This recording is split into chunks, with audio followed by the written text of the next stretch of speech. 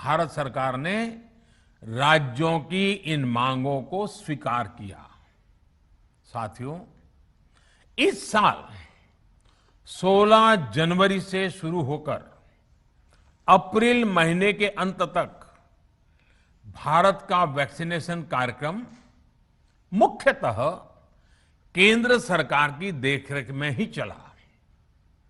सभी को मुफ्त वैक्सीन लगाने के मार्ग पर देश आगे बढ़ रहा था। देश के नागरिक भी अनुशासन का पालन करते हुए अपनी बारी आने पर वैक्सीन लगवा रहे थे। इस बीच कई राज्य सरकारों ने फिर कहा कि वैक्सीन का काम डिसेंट्रलाइज किया जाए और राज्यों पर छोड़ दिया जाए। तरह तरह के स्वर उठे, जैसे कि वैक्सीनेशन के लिए एज ग्रुप क्यों बनाए गए। दूसरी तरफ किसी ने कहा कि उम्र की सीमा आखिर केंद्र सरकार ही क्यों तय करे। कुछ आवाजें तो ऐसी भी उठी कि बुजुर्गों का वैक्सीनेशन पहले क्यों हो रहा है। भांति भांति के दबाव भी बनाए गए। देश के मीडिया के एक वर्ग ने इसे कैंपेन के रूप में भी चलाया। साथियों, काफी चिंतन मनन के बाद इस बात पर सहमति बनी कि राज्य सरकारें अपनी तरफ से भी प्रयास करना चाहती हैं, तो भारत सरकार को क्यों इतराज हो और भारत सरकार इतराज क्यों करे। राज्यों की इस मांग को देखते हुए, उनके आग्रह को ध्यान में रखते हुए 16 जनवरी से जो व्यवस्था चली आ रही थी, उसमें प्रयोग के तौर पर एक बदलाव किया गया। हमने सोचा कि राज्य ये मांग कर रहे हैं, उनका उत्साह है, तो चलो भाई 25% का काम उन्हीं को सुपुर्द कर दिया जाए, उन्हीं को दे दिया जाए। स्वाभाविक है 1 मई से राज्यों को 25% काम उनके हवाले कर दिया गया। उसे पूरा करने के लिए उन्होंने अपने अपने तरीके से प्रयास भी किए। इतने बड़े काम में किस तरह की कठिनाइयां आती हैं, ये भी उनके ध्यान में आने लगा। उनको पता चला पूरी दुनिया में वैक्सीन की क्या स्थिति है, इसकी सच्चाई से भी राज्य परिचित हुए। और हमने देखा, एक तरफ मई में सेकेंड वेव, दूसरी तरफ वैक्सीन के लिए लोगों का बढ़ता रुझान, और तीसरी तरफ राज्य सरकारों की कठिनाइयां।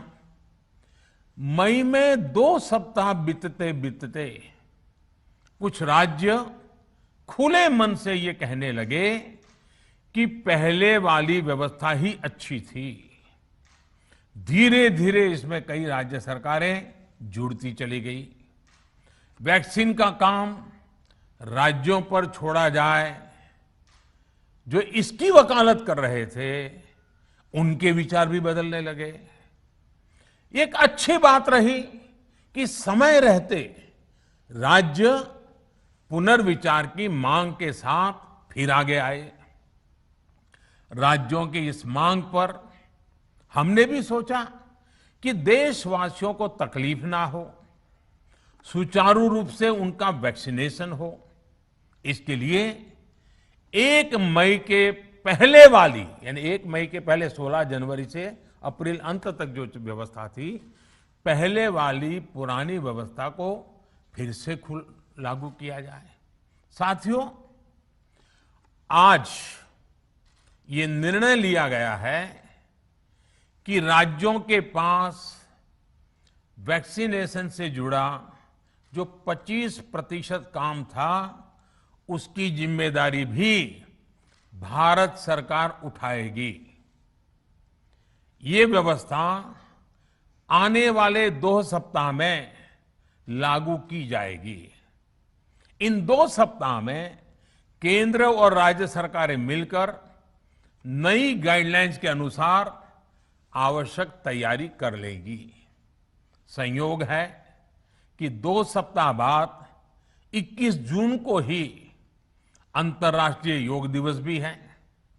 21 जून सोमवार से देश के हर राज्य में 18 वर्ष से ऊपर की उम्र के सभी नागरिकों के लिए भारत सरकार राज्यों को मुफ्त वैक्सीन मुहैया कराएगी।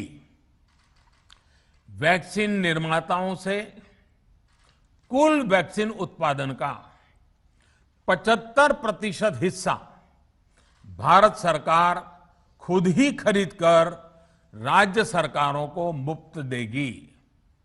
यानी देश की किसी भी राज्य सरकार को वैक्सीन पर कुछ भी खर्च नहीं करना होगा। अब तक देश के करोड़ों लोगों को मुफ्त वैक्सीन मिली है।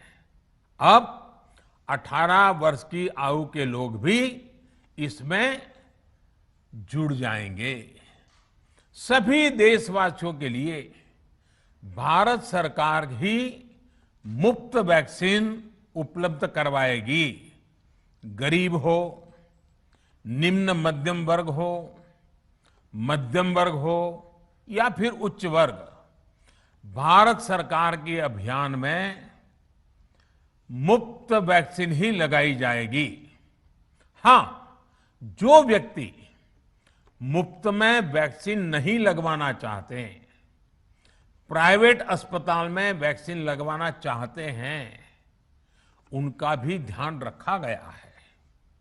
देश में बन रही वैक्सीन में से 25% प्राइवेट सेक्टर के अस्पताल सीधे ले पाए, ये व्यवस्था जारी रहेगी। प्राइवेट अस्पताल वैक्सीन की निर्धारित कीमत के उपरांत एक डोज पर अधिकतम 150 रुपये ही सर्विस चार्ज ले सकेंगे। कि मेरे किसी भी गरीब भाई बहन को, उसके परिवार को भूखा सोना ना पड़े। साथियों, देश में हो रहे इन प्रयासों के बीच कई क्षेत्रों से वैक्सीन को लेकर भ्रम और अफवाहों की जानकारी चिंता बढ़ाती है। ये चिंता भी मैं आपके सामने व्यक्त करना चाहता हूं। जब से भारत में वैक्सीन पर काम शुरू हुआ, तभी से कुछ लोगों द्वारा ऐसी बातें कही गई जिससे आम लोगों के मन में शंका पैदा हो। कोशिश ये भी हुई कि भारत के वैक्सीन निर्माताओं का हौसला पस्त पड़ जाए और उनके सामने अनेक प्रकार की बाधाएं आए। जब भारत की वैक्सीन आई तो अनेक माध्यमों से शंका आशंका को और बढ़ाया गया। वैक्सीन न लगवाने के लिए भांति भांति के तर्क प्रचारित किए गए। इन्हें भी देश देख रहा है। जो लोग वैक्सीन को लेकर आशंका पैदा कर रहे हैं, अफवाहें फैला रहे हैं, वो भोले भाले भाई बहनों के जीवन के साथ बहुत बड़ा खिलवाड़ कर रहे हैं। ऐसी अफवाहों से सतर्क रहने की जरूरत है। मैं भी आप सबसे, समाज के प्रबुद्ध लोगों से, युवाओं से अनुरोध करता हूं कि आप भी वैक्सीन को लेकर जागरूकता बढ़ाने में सहयोग करें। अभी कई जगहों पर कोरोना कर्फ्यू में ढील दी जा रही है, लेकिन इसका मतलब ये नहीं कि हमारे बीच से कोरोना चला गया है।